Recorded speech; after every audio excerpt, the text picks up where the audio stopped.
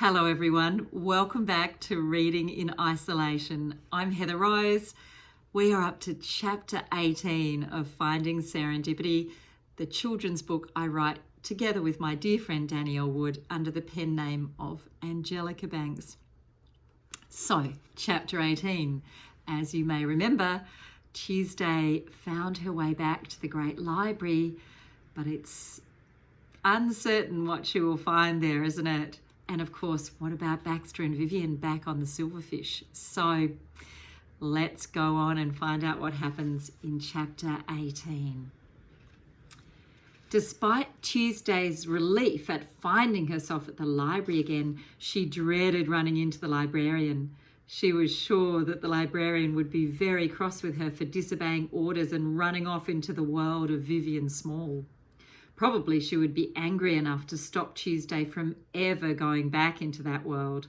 She might even send her straight home to Brown Street in disgrace, and Tuesday knew that she could not allow that to happen. Whatever came next, she would never, not ever, go home without Baxter. She ducked behind a chair and peeped over it. She listened and looked intently. Only when she was entirely certain she was alone in the room did she stand up. The room looked different at night. For one thing, at the centre of each table was a beautiful egg-like lantern that gave out a soft green light. On the buffet table were only 2 silver domes. Tuesday tiptoed softly across the room and by the greenish light read the words on the cards. The first said, "I'm on a roll and couldn't possibly sleep." Under the dome was a tiny white cup of a dark liquid that was certainly coffee. Tuesday wrinkled her nose, replaced the dome and moved on to the next one. The card read, "Absolutely nothing is going according to plan." And under the dome she found exactly what she was looking for. A pot of chocolate custard topped with slices of fresh strawberries and a swirl of cream. Without thinking, Tuesday took 2 of the little pots, one for herself and one for... "Oh, Baxter," she whispered. And as she put the second of the pots back under the silver dome, she felt tears gather. With all her heart she wished that her dog were here beside her and not at the mercy of a vengeful pirate just back from the dead. She had to hurry. Tuesday had no idea what her wasted day adrift had cost Baxter and Vivian, but she felt that she must still bring help. If everything was not lost already, she reasoned, she had no time to lose. Tuesday spooned the custard cream and strawberries into her mouth. Even at high speed, the custard was seriously delicious, and the taste of it was enough to make her feel a little less despondent. Somewhere in the library, she would have to find the help that she needed, and quickly. Placing the empty bowl back on the buffet, Tuesday crept towards the doors that led to the foyer. Though it was very late, she thought there might be somebody awake in the heart of the library, in the great book room itself. Her true hope, the one that she hardly dared admit to herself, was that the person she would find was the one person who could help her out of this terrible mess. Her mother, Serendipity Smith, working at her favourite desk by the window. Tuesday opened the door and edged out into the foyer, keeping close to the walls, darting from pillar to pillar, once more shrouding herself in shadow. She made her way carefully, quietly towards the doors on the far side, and was almost there when she tripped on something rather large that had been left lying on the floor behind a pillar. Her head caught a sharp corner of stone as she went sprawling. Her elbow hit the marble floor, while her knee ploughed into something relatively soft. Came a voice. As Tuesday collected herself, she realised that the thing she had tripped over wasn't a thing but a person, and the soft object her knee had rammed into was that person's stomach. Further, the person she had tripped over, who was holding his middle and groaning, was Blake Luckhurst, the Blake Luckhurst. "Blake," Tuesday said in an excited whisper, trying to prevent herself from hugging him out of sheer relief. She looked at him more closely, and her relief turned to concern. Even in the dim light, she could see he had been badly hurt. There was clotted blood at his temple. One of his eyes was blackened and his jaw was swollen. He was covered in grime and dust and smelled of dirty sports socks. Beside the patch of floor upon which he had been sleeping were 7 or 8 white pots, empty except for some remnants of chocolate custard. "I'm guessing that absolutely nothing is going according to plan," Tuesday said softly. "What on earth has happened to you?" "Unexpected mission failure," Blake murmured. "I think I've cracked some ribs." "What were you doing out there?" "Oh, just trying to keep things interesting. A little nitric acid, a little sulfuric acid, add some glycerine, boom. I got carried away." Blake sat up and coughed, wincing as he did so. The blood at his temple was from a weeping wound on his head. "What about you?" he said. "Find that mother of yours?" "No," Tuesday said. You see, Mothwood has my dog. You remember Baxter. And he's going to kill Vivian Small. I have to help them, but I can't do it alone. I went looking for help, but I lost a whole day just floating about in the mist, and then I climbed up here. But now that I've found you, maybe you can help me, although you don't look like you could be of much help. But please, Blake, please, will you help me? If you'd only seen Baxter standing there all tied up and snarling." Whoa, yesterday. That's not Serendipity Smith's story. Mothwood, Vivian Small, I thought you were writing some missing mother thing."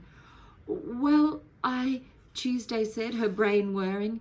She was perilously close to letting slip her family secret.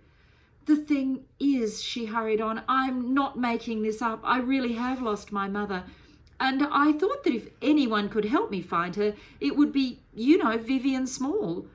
"But you actually got into a Serendipity Smith story?" said Blake incredulously. "Man, that is crazy."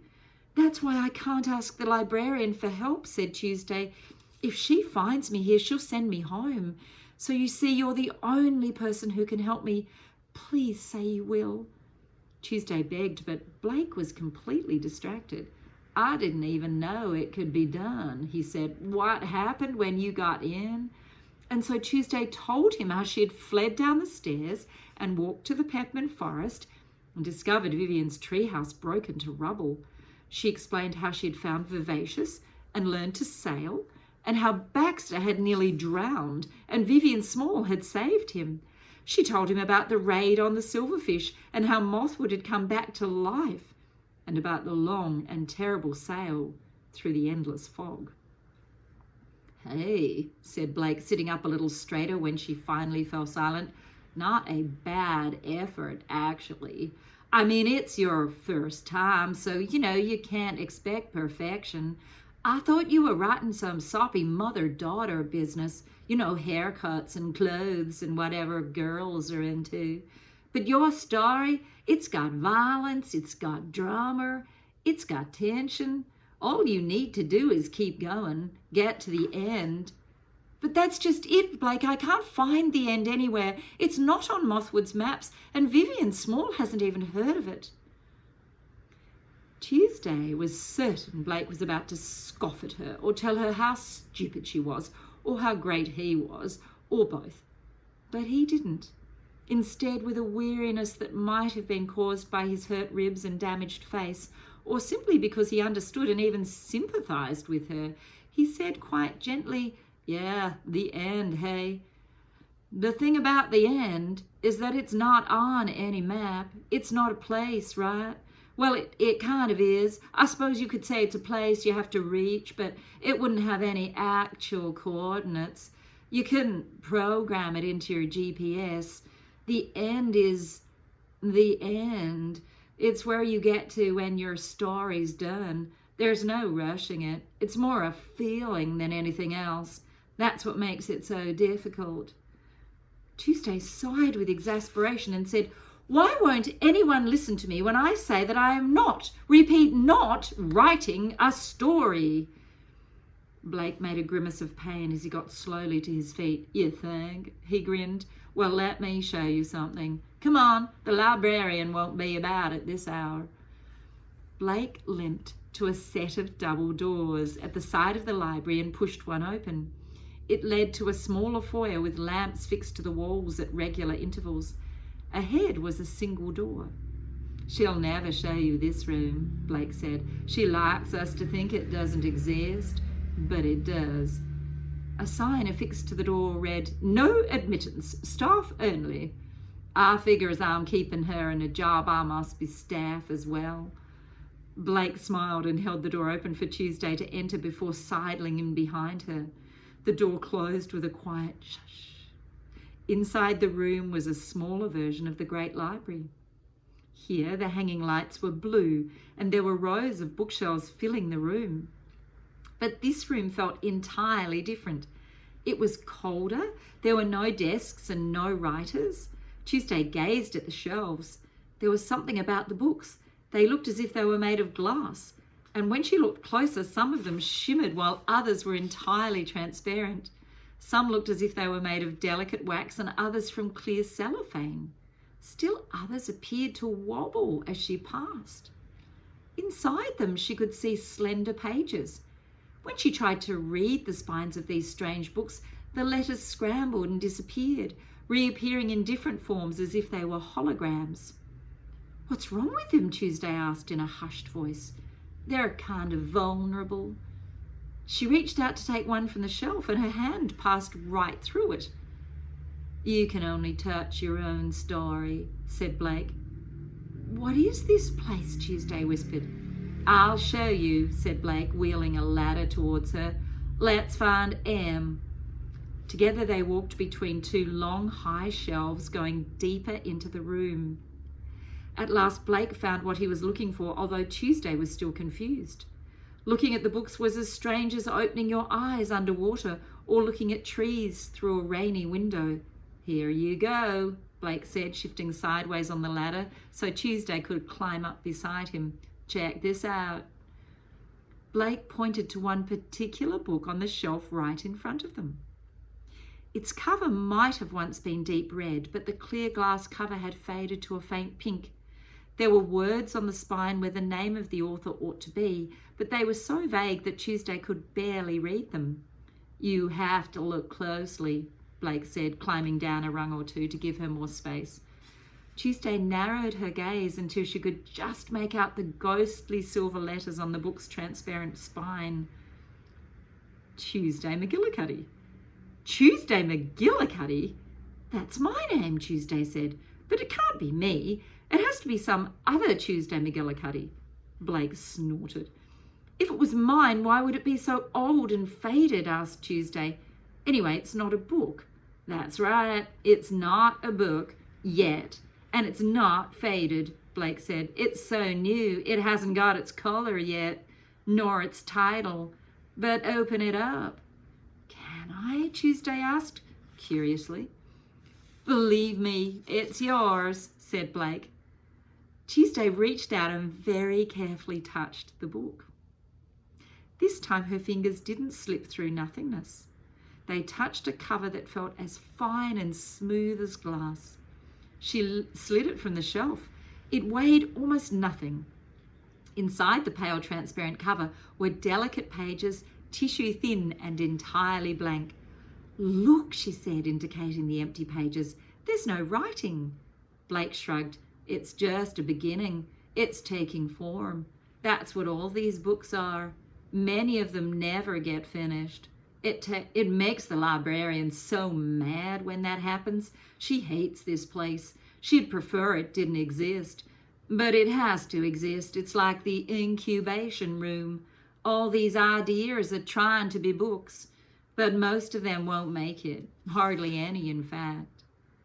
"Look around you, Tuesday," Blake said in a "Look around you, Tuesday," Blake said in a perfect imitation of the librarian that made Tuesday giggle. "Look at my shelves. Everywhere I look, books begun and never finished."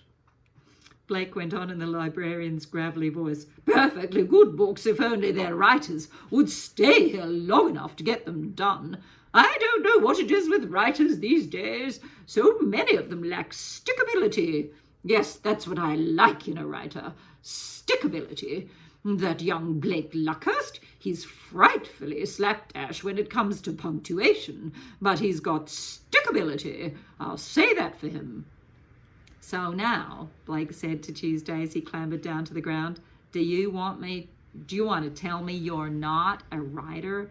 Managed to get here with a ball of thread, got all the way into your story before you had your own version of what I like to call the swamp of doubt, when you don't know where you're going or what will happen next, so you stumble about in the fog, and then you made your way back here, and lo and behold, there's a book with your name, no doubt the one and only Tuesday McGillicuddy in the whole world." "I am a writer." Tuesday tried out the sentence in her head. "I am a writer." She looked again at the book in her hands. My book, Tuesday thought, and there was something on the cover, but it was shifting and changing, and she angled the book. She saw the word finding, but when she moved it, the word changed to losing. Finding? Losing? Tuesday's heart raced. What did it mean? Was it Baxter? Vivian? Her mother? As she climbed back down the ladder, she saw Blake casually juggling his ball of silver thread. It curved in the air from one hand to the other. From the second last step of the ladder, Tuesday swiftly reached up and intercepted it mid-flight. "Hey, give that back," Blake snapped. "Settle, Petal," Tuesday said, quickly returning it. She liked this helpful Blake and didn't want the arrogant, annoying Blake to return and spoil everything. "You don't let anyone take your thread," Blake said, holding it up to Tuesday, "not even for a minute." "But the librarian took mine." "Yeah, I was dumb enough to let her take mine on my first book too," Blake said. "But why does she do it?" Tuesday asked. "If it's so important, why does she take it off us?" "So you don't go home before you're finished," Blake said. "That way the half-baked ideas in this room get to become real books and move next door into the real library. The librarian's cool, but man, is she obsessed with books." "I don't understand," Tuesday said. "The thread is how you get home, right?" Blake said. "Oh, I see," said Tuesday, feeling the light bulb blink on in her head. "I mean, she's got a point," Blake said. "When you get home, it's easy to forget that this world even exists. You get on with all the other stuff and life goes by. Before you know it, you just lose the plot and your book never gets finished." "But how does it take me home?" Tuesday asked, gazing at Blake's thread and wishing desperately she hadn't let hers be taken by the librarian. "Easy. Just hold on to the end and throw it up in the air. It's pretty quick," said Blake. "So if you wanted to, you could go home right now?" Tuesday asked him. "Yeah, right now," he said, tossing the ball just a little way up, then catching it again. "Just step outside and you're gone." "And you could come back another day and finish your story?" "Sure, that's what we do. But I've got a deadline, you know, and school and stuff. I haven't got time to muck around going backwards and forwards, nice as it would be. I just don't have this book sorted enough. It's a bit of a mess, as you can see." Blake's face looked very bruised in the pale blue light. The blood had congealed in his hair, and the cut above his eye was still weeping slowly. "And my ribs are killing me," he added. "Give up?" Tuesday said with a grin. "Not the Blake Luckhurst." For half a second she saw a rueful smile on Blake's face, but then his expression changed. From the far side of the room came the sound of a door closing, followed by distinct footsteps. The lights flared to full strength, making the books on the shelves sparkle and shimmer, and Tuesday and Blake squint. The diminutive form of the librarian appeared wearing a purple dressing gown and mauve high-heeled slippers with sparkly pom-poms on their toes. Her silver hair was encased in a fine net, and her spectacular pearl earrings were conspicuously absent. "Mr. Luckhurst," she announced in an irritated voice. "Are you bleeding? Go to my private study immediately. Heavens, what have you been blowing up this time?" "Only a train and an embassy." Oh, and a helicopter or two, Blake said guiltily. Sorry, Madam Librarian. Off you go, right away. I'll be there momentarily to see to those cuts and bruises. Tuesday and Blake exchanged a quick glance before Blake sidled off. Tuesday took a deep breath, fearing that she was in for a far worse fate than the application of a band-aid or two. And Miss McGillicuddy, the librarian said, her voice as cold as an icicle, you've returned, I see. And that's the end of chapter 18. I'll see you back for chapter 19. Bye.